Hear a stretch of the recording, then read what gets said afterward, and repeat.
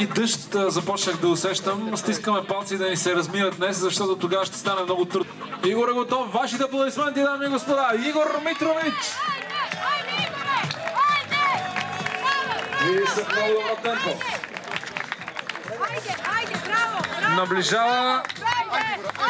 Много трябва да го аплодираме. Завоя е много труден. Сега много аплодираме. Там, където на всички беше много трудно. Финал за Здравко Занев. 40. Аплодисменти!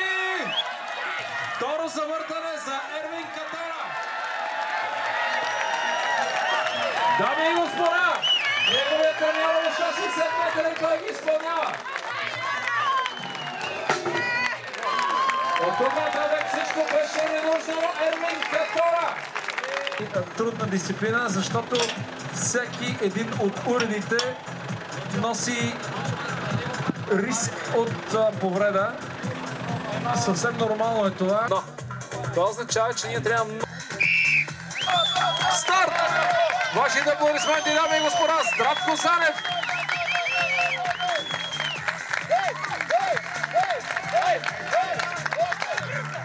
Вашите аплодисменти, дами и господа! Финал за Ервин! Неговото време. Вашите силни аплодисменти за Ерсин Кюрел. Финал.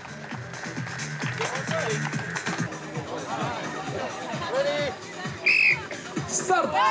Дами и господа, вашите аплодисменти. Ерсин Кюрел се бори за по-предно от своето трето място.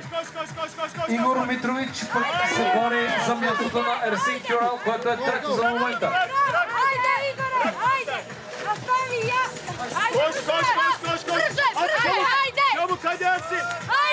Дами и господа, сега трябва да започнем да ги аплодираме силно. Идва последната част от тяхното състезание днес.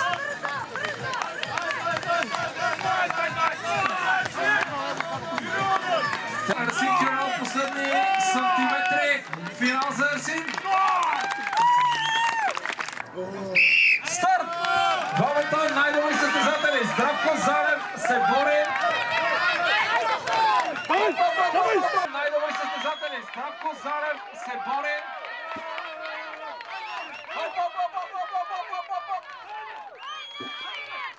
Здравко Занев. Здравко Занев.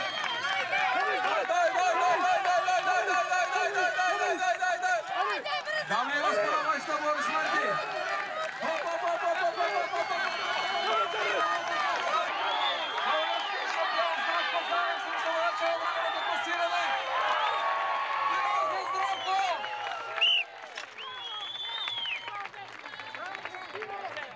Дами и господа, с 45 точки първото място Ервин Катара!